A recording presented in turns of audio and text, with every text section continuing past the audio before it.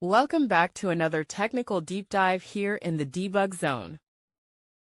Today we're tackling a big question and breaking it down with insights from other users. Hopefully this clears up some misconceptions and helps you get the answer you need. So buckle up, stay a little curious, and let's jump right in.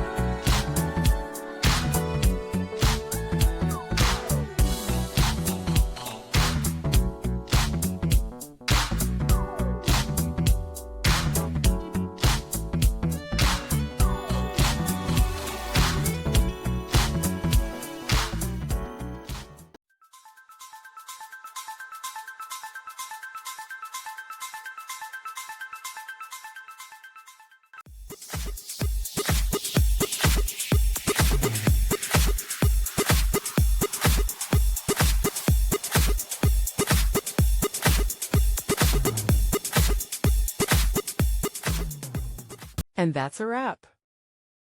I hope you found the answer you were looking for. If you did, take a second to hit that subscribe button. It really helps out.